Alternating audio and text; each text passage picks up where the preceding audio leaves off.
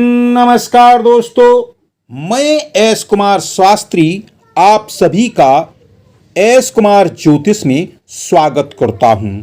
आज हम बात करेंगे गुरु की दृष्टि के बारे में। ज्योतिष शास्त्र में गुरु की 3 दृष्टियां बताई गई हैं, जिन्हें पूर्ण दृष्टि माना जाता है।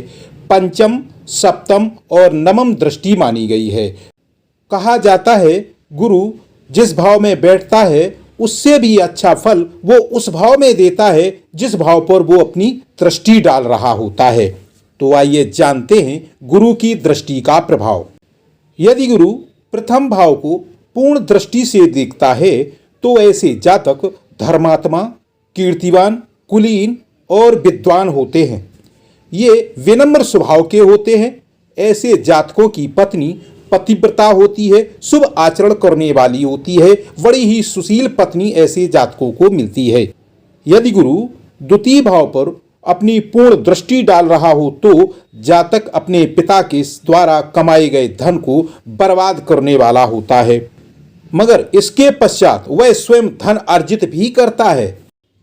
ऐसे जातकों को कुटुंबियों तथा मित्रों से बहुत सम्मान मिलता है। यदि तृतीय भाव में गुरु अपनी पूर्ण दृष्टि से देख रहा हो तो ऐसे व्यक्ति भाग्यवान होते हैं, पराक्रमी भी बहुत होते हैं। ऐसे जातकों को भाई बहनों से बहुत सुख प्राप्त होता है। ऐसे व्यक्ति प्रवासी भी होते हैं, मगर इनका प्रवास धर्मार्थ अर्थात धर्म क्षेत्र की ओर ज्यादा होता है। ऐसे जातक बोलते भी बड़ा सुंदर हैं। यदि गुरु चौथे भाव को अपनी पूर्ण दृष्टि से देख रहा हो तो ऐसा व्यक्ति श्रेष्ठ विद्वान होता है। ऐसे व्यक्ति जमीन जायदाद के भी मालिक होते हैं। इनको वाहन आदि का पूर्ण सुख मिलता है। ऐसे जातकों को अपने माता पिता का पूर्ण सुख तथा सहयोग प्राप्त होता है।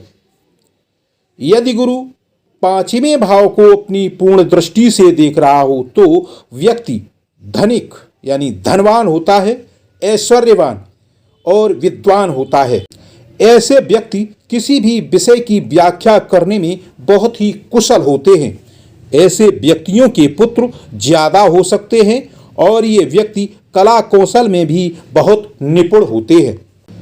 यदि गुरु छठे भाव को अपनी पूर्ण दृष्टि से देख रहा हो तो ऐसे जातक अधिकतर व्याधिग्रस्त होते हैं, यानी इनको कोई ना कोई बीमारी अवश्य होती है। इसके कारण से इनका धन भी बहुत नष्ट हो जाता है। ऐसे व्यक्ति थोड़े क्रोधी स्वभाव के होते हैं। कभी कभी ऐसे व्यक्तियों के मन में कपट भाव भी बहुत रहता है। यदि सातवें भाव को गुरु अपनी पूर्ण दृष्टि से देख रहा हो तो व्यक्ति देखने में बहुत सुंदर, धनवान और कीर्तिवान होता है। ऐसे व्यक्ति बहुत ही भाग्यशाली होते हैं।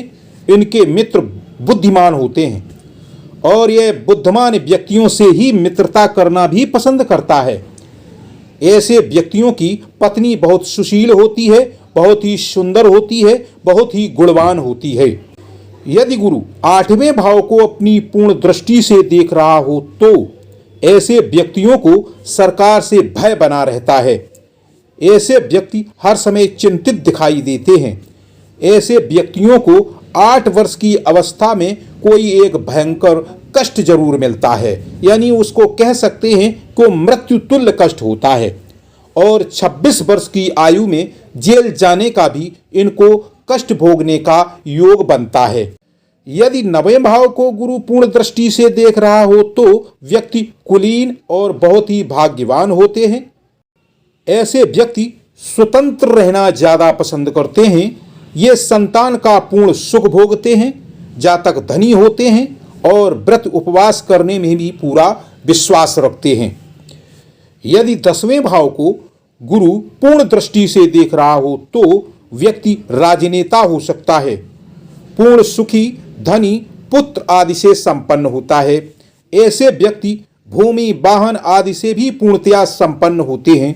इनका समाज में भी बहुत अधिक सम्मान होता है। यदि एकादश भाव को गुरु पूर्ण दृष्टि से देख रहा हो तो ऐसा व्यक्ति बहुत ही बुद्धिमान होता है। इनके बहुत से पुत्र हो सकते हैं। ऐसे व्यक्ति बहुत ही विद्वान, कला कौशल को चाहने वाले होते हैं। ये बहुत ही स्नेही भी होते हैं और इनकी आयु भी लंबी होती है। यदि गुरु 12वें भाव को पूर्ण दृष्टि से देख रहा हो तो यह रजोगुण प्रधान माना जाता है।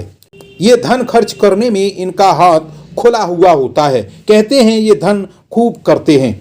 कुछ अनुभव में आया है बहुत से लोगों में थोड़ी मंद बुद्धि यानी मोटी बुद्धि भी पाई गई है, मगर दूसरे ग्रहों की यदि दृष्टि हो तो इसके विपरीत भी फल हो सकता है। दोस्तों, यह विवेचन ज्योतिष शास्त्रों और धर्म शास्त्रों पर आधारित है। यदि आपको अपनी कुंडली का सही विवेचन चाहिए तो आपको अपने किसी ज्योतिषी से मिलकर अपनी सही विवेचना करवानी चाहिए। मैं एस कुमार शास्त्री, फिर मिलेंगे अगले वीडियो में। धन्यवाद।